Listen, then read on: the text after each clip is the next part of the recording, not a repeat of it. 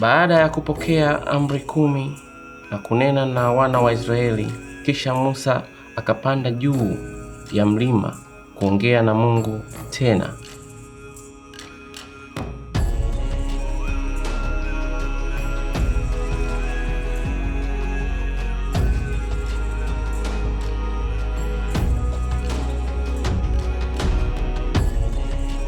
Hata watu walipoona ya kuwa Musa amekawia kushuka katika mlima, wakakusanyika karibu na Haruni, wakamwambia, "Haya, katufanyie Mungu atakaye kwenda mbele yetu, kwa maana Musa huyo alitutoa katika nchi ya Misri, hatujui yaliyomkuta."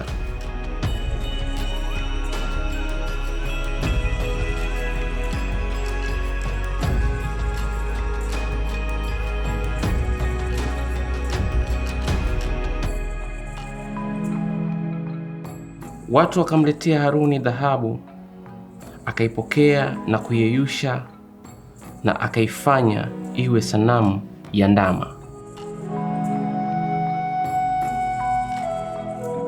Wakati Waisraeli walipoona ndama ya dhahabu, walipaza sauti, "O Israeli, ona, huyu ndiye Mungu aliyekutoa nchi ya Misri."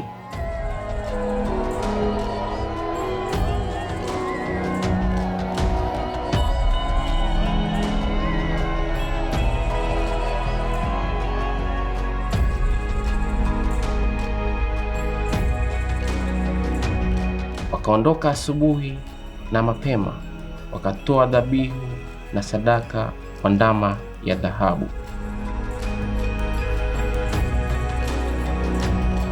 Kisha kila mtu akasherekea na kula na kunywa na kucheza densi.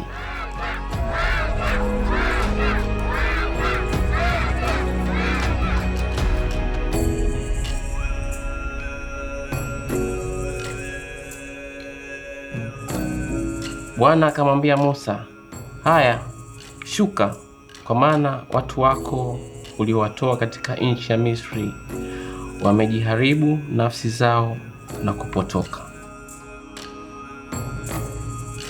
Tena Bwana akamwambia Musa, "Basi sasa niache ili hasira zangu ziwake juu yao, niwaangamize, nami nitakufanya wewe uwe taifa kuu." Lakini Musa alijaribu kumridhisha Bwana Mungu wake. Musa alilia kwa Mungu ili awasamehe. Mungu akabadilisha mawazo yake ili asiwaangamize wana wa Israeli. Mara moja Musa alishuka kutoka kwenye mlima.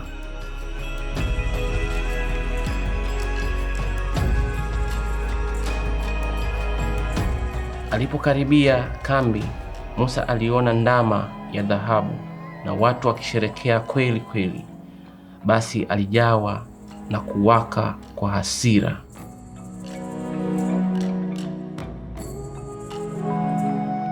Alichukua sanamu ya ndama walioitengeneza kwa dhahabu na kuiteketeza moto.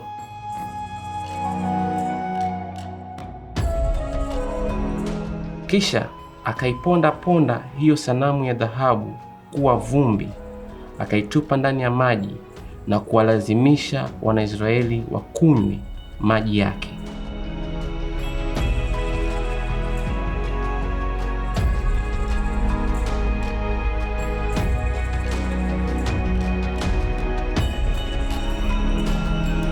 Siku iliyofuata Musa aliwaambia wana wa Israeli, "Mmetenda dhambi mbaya sana, lakini nitaenda tena mlimani kuzungumza na Bwana Mungu, labda anaweza kutupa msamaha wa dhambi hii."